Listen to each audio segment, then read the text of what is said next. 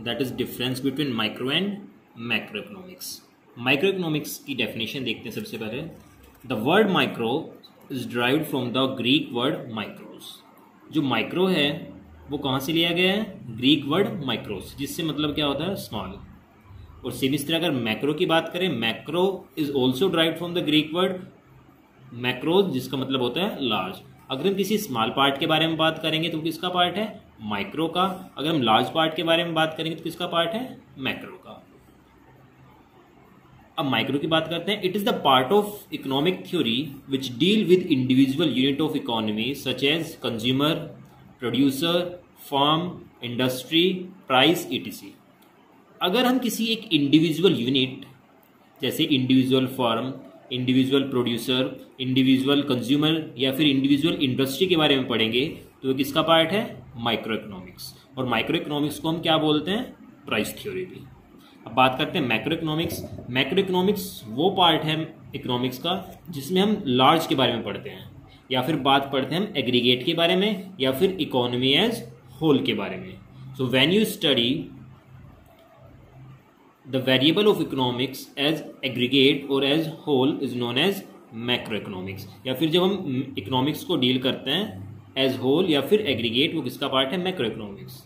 उसको हम बोलते हैं इनकम एंड एम्प्लॉयमेंट थ्योरी भी। अब एग्जांपल देखिए, सपोज करिए हम विलेज की बात करते हैं। एक पूरा विलेज है तो विलेज में डिफरेंट डिफरेंट हाउस होल्ड हैं। अगर हम किसी एक हाउस होल्ड के बारे में बात करें, एक इंडिविजुअल हाउस होल्ड के बारे में पढ़ें, तो वो हमारा किसका पार्ट है? Micro economics. और अगर हम सारे के सारे एग्रीगेट या फिर होल या फिर सारे आपके जो हाउस होल्ड है पूरे विलेज के बारे में पढ़ें, या आपका पूरा विलेज है, इसमें हम एक के बारे में पढ़ेंगे तो किसका पार्ट है? Micro economics. और हम यहाँ पे सारे के बारे में पढ़ेंगे, एग्रीगेट के बारे में पढ़ेंगे तो किसका पार्ट है? Macro economics. अब इसका हम डिफरेंस देखते हैं। The basic difference between micro and macro economics, the first is meaning. It is the study of individual unit of an economy. Economy में अगर हम किसी इंडिविजुअल यूनिट के बारे में पढ़ रहे हैं तो किसका पार्ट है? Micro economics. और अगर हम इकोनॉमी में एग्रीगेट के बारे में पढ़ रहे हैं या फिर होल के बारे में पढ़ रहे हैं, टोटलिटी के बारे में पढ़ रहे हैं, तो किसका पार्ट है? Macro economics. ऑब्जेक्टिव देखिए, माइक्रो इकोनॉमिक्स का ऑब्जेक्टिव क्या है? The main objective of micro economics is to determine the price of commodity and factor of production. जब आप कमोडिटी के प्राइस, आप सपोज करिए पेन है, एक पेन हम 5 रुपीज में सेल करते हैं मार्केट में, तो पैस डिटरमाइन, जो उसका प्राइस है वो कहाँ पे डिटरमाइन हुआ? माइक्रो इकोनॉमिक्स में। तो बेसिक ऑब्जेक्टिव क्या है माइक्रो इकोनॉमिक्स का? To determine the price of commodity and factor of production.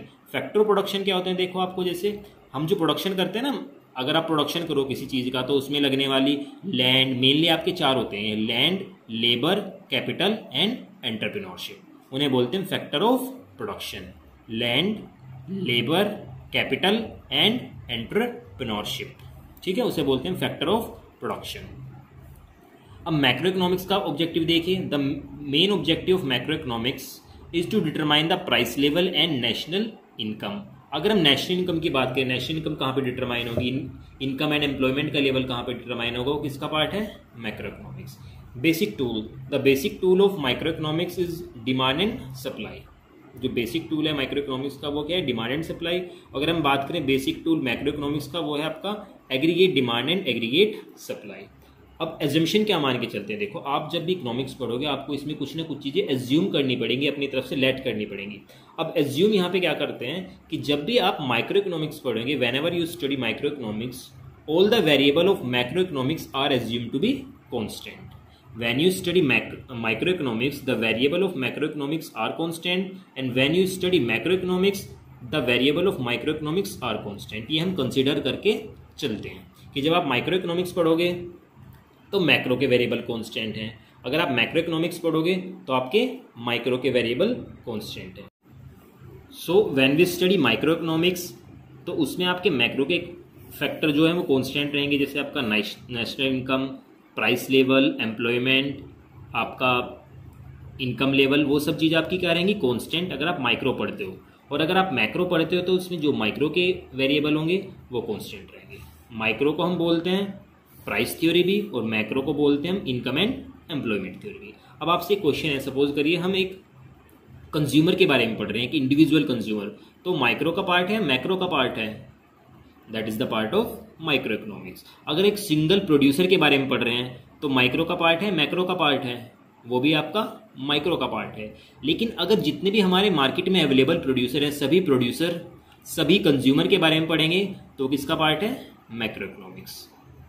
आप एक इंडिविजुअल पर्सन की इनकम निकालते हैं तो दैट इज माइक्रो इकोनॉमिक्स। और अगर हम सबकी इनकम देखें, टोटल इनकम, नेशनल इनकम, अगर पूरी कंट्री की इनकम की बात करें तो that is the part of macro economics.